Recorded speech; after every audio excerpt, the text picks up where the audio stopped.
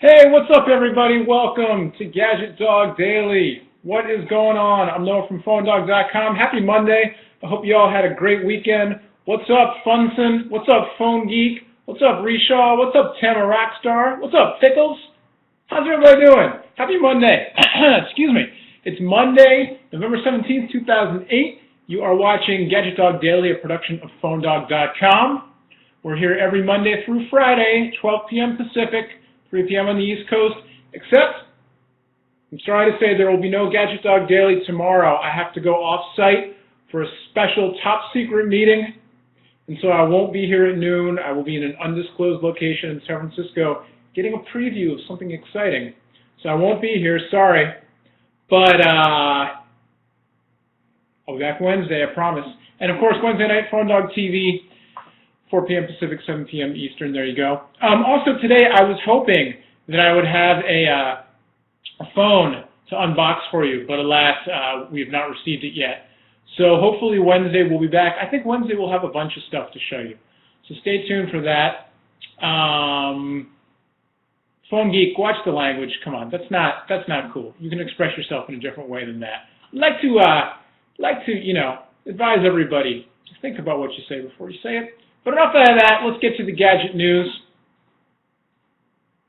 First up, some news about TiVo. Looks like TiVo and Domino's Pizza have teamed up to bring you lousy pizza even more easily. Now, I say that because where my office is in downtown Berkeley, there's a Domino's like 2 doors down, and then there's Phone Geek, I know you're just playing. Just, choose your words carefully. Anyway, you can make fun of me in other ways. There are a couple of really excellent local pizza shops like 2 blocks away, but all the high school kids go to Domino's anyway. I don't get it. Anyway, that being said, Domino's and TiVo have tuned up. You can order your pizza directly through TiVo without even lifting the phone. You don't have to go online. You don't have to go online via computer. You don't have to make a phone call. You don't have to do anything. Just hit your TiVo button, and you can order your pizza. You can order your side orders, your drinks, your meat lovers, your extravaganza, your meatza feast. Is that what meatza feast? That's what they call it. Anyway, you can hook it all up. And what's interesting about this is that I wonder if they'll have, if you'll be able to get a season pass, so that if you tape House and you want your Domino's and you want to eat your Domino's while you're watching House, because it's a medical show, so you can think about the coronary you're getting while he's operating on somebody's heart on TV. You can hook up a season pass so that every time you record House, it puts in your order. And then when you watch it the next day, you get your Domino's delivered at the same time or something. That'd be kind of interesting if you could hook that all up together. You could order Domino's as you're setting up your TiVo recordings, or every time you launch House to watch, your Domino's order goes in so you get it by the time you're halfway through. Interesting. Anyway, check that out. And no, nothing for Comcast. I personally have been waiting for TiVo for Comcast for a while now. Not rolled out yet where I live in the Bay Area. I'm thinking about just giving it up and buying a TiVo this holiday season, or coincidentally this holiday season, just getting a TiVo finally, giving up on the Comcast, because the Comcast DVR is just frustrating. It just doesn't work like it's supposed to. Anyway, though, TiVo for Comcast, or TiVo and Domino's together. If you're a TiVo subscriber, check it out. If you've ordered the pizza through the TiVo, go into the PhoneDog forums. Let us know how it is. The service, not the pizza. We know how the pizza is. Anyway, in other news, the Intel Core i7, the next-gen Intel processors, have started shipping apparently in the Dell XPS Studio and XPS 370X desktops. You can order the XPS Studio base model for $949, or the top-end configuration for $1499. Or you can get the XPS 730X starting at $2599. You can hook that one up with up to 6 gigs of memory, a thermal monitoring system, and the ATI Radeon HD or NVIDIA GeForce GTX 280 graphics card with a gig of graphics memory with Vista Home Premium Edition. But the deal is that you can get the Intel Core i7, which is the next-gen bad boy Intel CPU systems on those rigs. I'm not a big gamer myself. I just rock the Intel Core Duo on my laptop here. I don't even have a desktop computer. I just rock the laptops. But those of you who are gamers, I'm curious, Have you used them? I saw an i7 preview at the Intel Developers Conference in San Francisco a couple months ago, and the demos look pretty cool. Got to see some high-end graphics demos running on the i7 chips. But I don't know. You tell me. Is this the way to go if you're a hardcore gamer? Do you want the i7? Are you looking for other CPUs, or does the CPU not even matter? And is it really the graphics card that matters if you're a high-end gamer? So Tamara Rockstar is saying really good graphics, but is that on the Intel or is that something else? I don't know. Anyway, hit us up. Let us know right here in the chat. Let us know in the forums. What are you looking for? Are you a gamer? Are you looking for the i7? Or is the Core 2 Duo what you need and you're just looking for the higher-end graphics card, the GPUs? I personally, again, not being a gamer, but I headed down to NVIDIA's Envision a couple months ago, and I saw their Tegra, a preview of their mobile GPU system, and that thing looked hot. I saw it previewed on a couple of mobile devices, one that was kind of a reference platform for a mobile phone, another that was kind of more of a portable computer, like a mid-device that would snap in and out of a laptop, and those things were pretty sweet. So looking forward to seeing that, but again, if you're a gamer, let us know in the forums. Core i7, are you into it? Is it just more marketing nonsense? What is the deal? Speaking of mobile phones, Flash. Where's Flash on a mobile phone? We've been waiting for this for a while.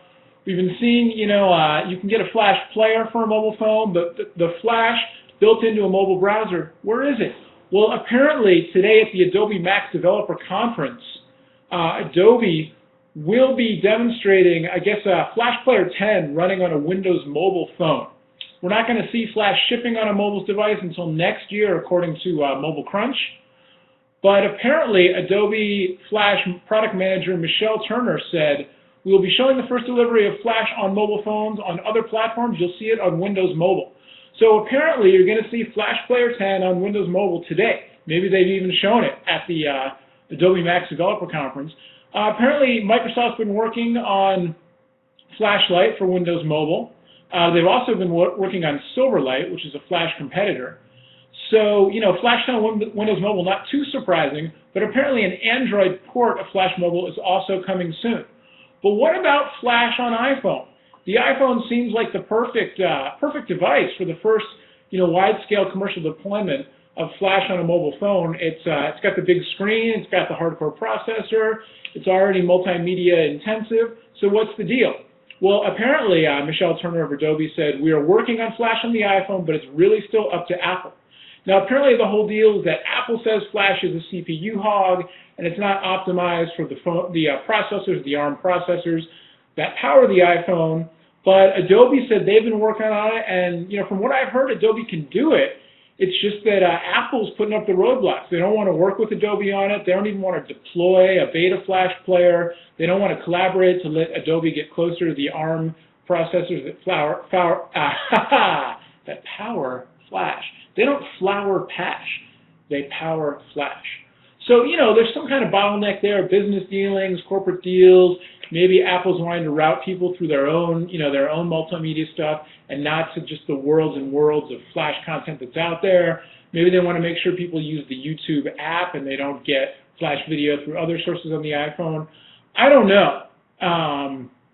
The Mobile Crunch post over there from Eric Schoenfeld ends with the sentence, "I'd be willing to bet my iPhone that we'll see it on Android phones first." I think it's probably a safe bet that we'll see Flash coming to Android, Windows Mobile in a full-on deployed format before we'll see them. What's up, Justine McQueen? Before we'll see them on iPhone. But I would love to see Flash come to iPhone personally. Although I've been getting ready to give up my iPhone, like I've been saying. I'm looking forward to trying out. The Nokia E63 actually is now high on my list of devices to try out, because it's got the keyboard, it's got the 3.5mm headphone jack, it's got the great web browser, it doesn't have 3G, but it has Wi-Fi, and I can use it unlocked on my T-Mobile plan. But I'm getting off topic. Anyway, and yeah, the Storm, we're looking to get in the Storm very soon, hopefully. So, as soon as we get it, as soon as we're allowed to show it, we'll show it right here live, either on GadgetDog Daily or on the Phone Dog TV.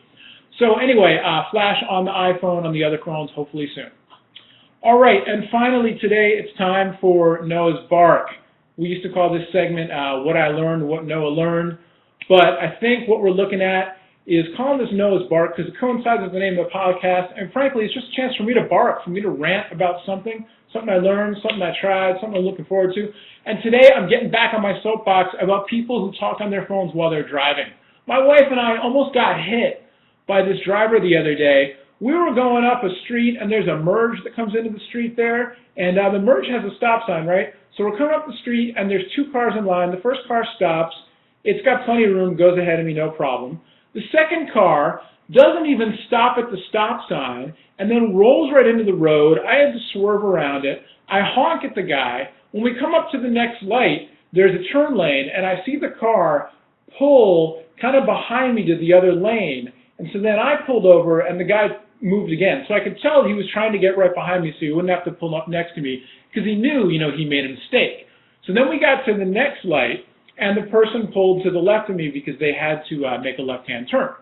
And so when we got to the light, I looked over, and of course my wife, being a much kind of clear-headed, mellow person than I am, said to me, "Don't say anything, it's not worth it." And she was right, There's not really a point in yelling at somebody or rolling down your window and initiating a conflict to let them know that you don't like the way they drive. Because, you don't need a fight, you don't need to hold traffic, you never know what, the person might have, like a stink bomb or a water balloon in their car that they're going to throw at you, so you just don't need that business. But when I looked over, I noticed two things. One was the person did not look at me. They made a point of staring straight ahead. So, I kind of knew that he knew he'd screwed up. But two, he had a Bluetooth piece in. And this is what gets me back to my rant. People do not drive well when they're talking on their phones. It's just a fact. It's been scientifically researched. There have been different studies, this and that. But forget all the objective data. I'm just saying, people don't drive well when they're talking on their phones. So please, if you're going to talk while you're driving, please be extra careful. Please use a hands-free earpiece so that you have both hands free for the wheel or for the wheel and your gear shift if you drive a manual car or whatever. But be extra careful, all right? Because, it's a phone conversation, and is that really worth putting your life or somebody else's life in jeopardy? Let alone you don't want to muck up that nice paint job on your Hyundai. All right, I'm off the soapbox. That's all I have to say. Stay tuned. We should be getting a bunch of phones in this week on Phone Dog. We're looking at what's coming out, or what's come out recently that we're getting. The Samsung Eternity for AT&T. It's a touchscreen candy bar. It's got the AT&T mobile TV, the headphone jack, the music player, the full HTML browser. We've got a video up of that phone already, so you can check that out on our site, on our YouTube channel. We've also got the Samsung Saga, the Verizon smartphone with the full QWERTY. That should be coming. We should be getting that this week. The Renown, another Verizon phone from Samsung. I believe that's a flip phone. Should be getting that one soon. We're still waiting on the AT&T QuickFire. I've gotten a chance to play with that one, but I haven't gotten the review unit yet, so hopefully soon. That's kind of like the Sidekick with a touchscreen, but for AT&T, not T-Mobile. We may be getting the Samsung Gravity for T-Mobile, which is a messaging phone. We did a video on that one. You can see it on the site. Looking forward to getting one of those in. Maybe the T-Mobile Cameo, which is their digital picture frame that you can send photos to direct via MMS or Wi-Fi. So kind of interesting spin on the picture frame there. Looking forward to that one. And also looking for the, what's that one? I forget. There's some phone people are excited about. I think it's made by Strawberry or Raspberry. The Raspberry Thunder or the Strawberry Tornado. What's that one called? Any of y'all out there? The Storm, Hammer Rockstar. Yeah, the Storm should be hitting stores. What's today's date? Today's the 17th, so later this week should be getting one of those. Very curious to check that one out. And what else is coming? We've been hearing about the LG Insight, a Windows mobile smartphone from LG for Verizon. We've been hearing about the Omnia, a U.S. version of the Snozberries, taste like Snozberries. We should be hearing about the Omnia sometime soon. The U.S. version of Samsung's full touchscreen phone coming to Verizon. We're also hearing about the Javelin. Probably won't be out until early next year. The RIM Curve 2 BlackBerry 8900. What can we expect from Apple for 2009? No, Camera Rockstar. No, I mean, Apple keeps the tightest lid on anything, on their phones rather, of anybody in the industry. What do I think of the Eternity? I got to play with the Eternity as a preview a little while ago. There's a video up on YouTube, on our Phone Dog channel on YouTube. You can see it on the Phone Dog site. I really like the Eternity. I played with the Eternity and the Behold at the same time. I much prefer the Eternity, so check that one out. They're both well built, just I like the software better on the Eternity, and then also the 3.5mm headphone jack. The Omnia should be coming to Verizon. The Pearl Flip, other carriers, not right now, no. That one still looks like it's T-Mobile only in the U.S. The Sapphire, yeah, Justine the Queen. Hearing a lot of rumors about the Sapphire sometime in 2009 as the next Android phone on T-Mobile, but only rumors at this point. So there you go. All right, so like I said, most likely no Gadget Dog Daily tomorrow. I'm hitting up this meeting. I can't tell you who it's with. I can't tell you what it's about, but it relates to cell phones. So it's not like I'm taking the day off. I just got to do some work, and that will take me away from the Gadget Dog Daily. If I am able to do the Gadget Dog Daily, I will do it, but most likely I won't be able to. But you never know, so stay tuned. We'll definitely be back on Wednesday, Gadget Dog Daily and Phone Dog TV, and then also we'll be rocking the podcast today. Noah's Bark. We'll be recording that later today for broadcast tomorrow, Tuesday the 18th. So stay tuned for all of that. Thanks everybody for tuning in. This has been Gadget Dog Daily for Monday, the 17th of November, 2008, with me, your host, Noah from PhoneDog.com. Thanks for checking it out. We will see you tomorrow. Have a great day, everybody. Be kind to strangers. Bye-bye.